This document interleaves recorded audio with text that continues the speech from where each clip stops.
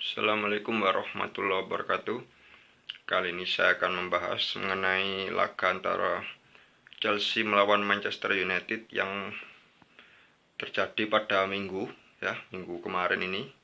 Jadi saya mohon maaf kepada pemirsa saya karena telat mengupload berita ini karena saya memang sedang labil di segala hal ya. Jadi saya baru bisa memberi kabar hari ini. Lanjut saja. Jadi pada laga di hari minggu itu berlangsung pada pukul 11:30 ya. Saya streaming menggunakan paket data saya. Saya menggunakan VPN tapi saya rahasiakan alamatnya karena itu privacy. Karena yang saya lakukan ilegal ya teman-teman. Terpaksa ya. Karena sulitnya menjangkau televisi zaman ini. Lanjut ya. Di laga itu Chelsea menggunakan formasi 3-4-3. Di situ pemain inti yang nggak main itu Thiago Silva tidak ada, digantikan Christensen.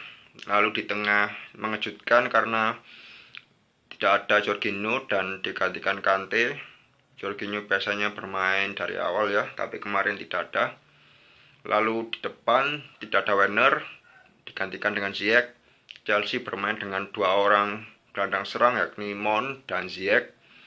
Mungkin Anda menyebut 3-4-3 tapi karena di situ ada double nomor 10 maka formasinya 3-6-1 ya. Lebih logis disebut 3-6-1. Lalu MU formasinya sama 4-2.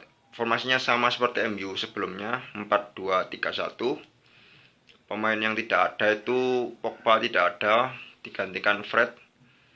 Lalu di depan ini sayapnya nggak ada ya, si Martial di bangku cadangkan, Cavani di depan juga tidak ada, sehingga yang main adalah Greenwood di sayap dan Daniel James juga di sayap.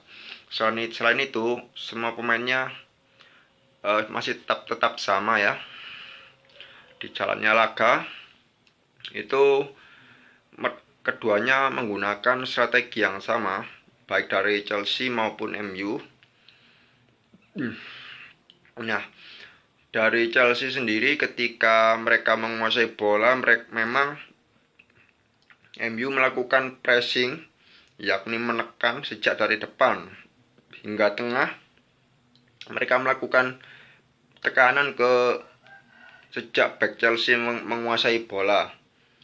Itu sudah dilakukan, jadi ada 4 pemain MU dari Bruno, James, Greenwood, dan Rashford melakukan pressing ketiga pemain Chelsea. Itu yang menyulitkan, tapi ini bisa dieliminasi oleh pemain Chelsea karena Kante dan Kovacic sebagai jembatan lini tengah itu sangat mobile, bergeraknya tidak statis. Ini yang membuat Chelsea bisa lepas. Tapi MU juga sama, ketika mereka juga ingin sekali mendapatkan serangan balik, tapi Chelsea juga ketika tidak tanpa bola di kaki, mereka bertahannya juga seperti MU dengan pressing ya, sama dari lini depan mereka coba untuk menekan. Tapi kembali lagi bahwa keduanya walau sama-sama menekan dari depan dan tengahnya juga ikut menekan, tapi di sini terlihat bahwa memang mereka masih bisa lepas dari dari pressing atau tekanan ini dengan baik, karena memang kedua tim baik Tuchel maupun Ole Gunnar sudah memberikan instruksi agar sirkulasi bola lebih variatif dan agar lini depan dan tengah lebih turun untuk memudahkan sirkulasi bola. Itu dilakukan. Di babak pertama, 30 menit awal itu sangat ketat ya. Jadi Anda bisa melihat kalau bola banyak berada di lini tengah, sehingga lini depan kedua tim cukup terisolasi. Walau beberapa kali memang bisa lepas, tapi ini tidak serta-merta membuat serangan kedua tim dapat terlaksana dengan baik. Dari sisi Chelsea memang tidak, dengan adanya Ziyech dan Mount membuat diharapkan sirkulasi bolanya lebih mudah, tapi di sini mereka tidak ada pelari. Itulah problemnya, karena Mount dan Ziyech itu sama-sama pengumpan, dan di situ ujung tombaknya Giroud yang sebagai pemantul membuat sirkulasi bolanya delay, tidak bisa cepat. Nah, ini memudahkan MU untuk memotong bola. Di sini pemilihan Chilwell di sayap kiri juga menurut saya Chelsea mengantisipasi sisi dari Rashford agar tidak mudah melakukan serangan balik. Nah, itulah kenapa MU tidak bisa melakukan serangan balik, karena memang Chilwell dipilih di sayap kiri untuk memberikan proteksi lebih besar terhadap serangan MU dari kanan. Tidak seperti biasanya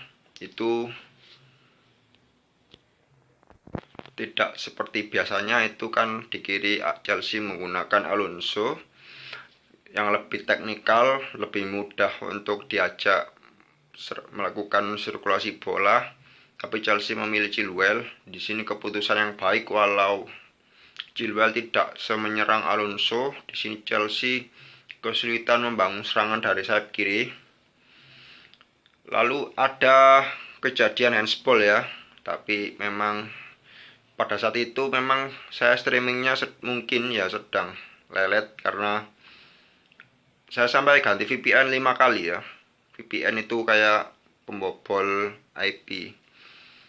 Dan juga saya sempat mengira kalau jaringan saya yang lemot, ternyata tidak. Ternyata memang ada gangguan sampai ganti VPN 5 kali. Untungnya yang kelima ini bisa. Kalau tidak bisa, saya putus asa, saya bisa marah saya ya. Untungnya tidak terjadi. Itu Chelsea seperti itu.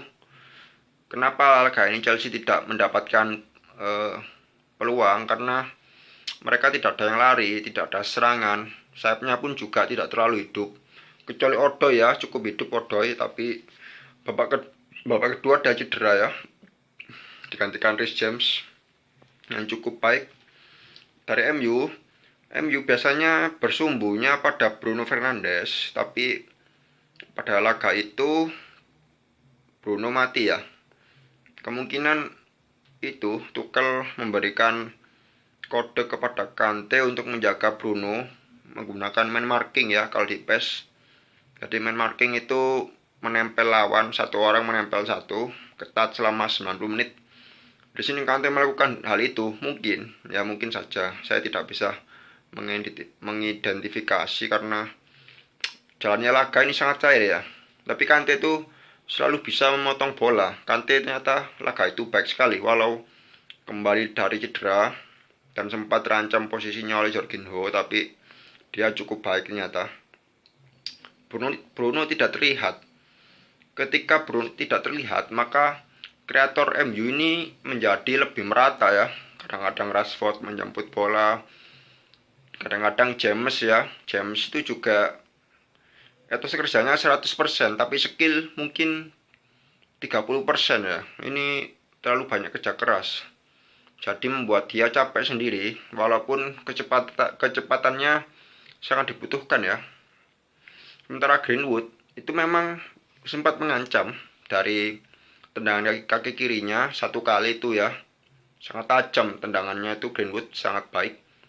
Kalau Anda punya tutorial berjudul cara belajar tendangan shooting yang baik, maka itu menggunakan teknik Greenwood.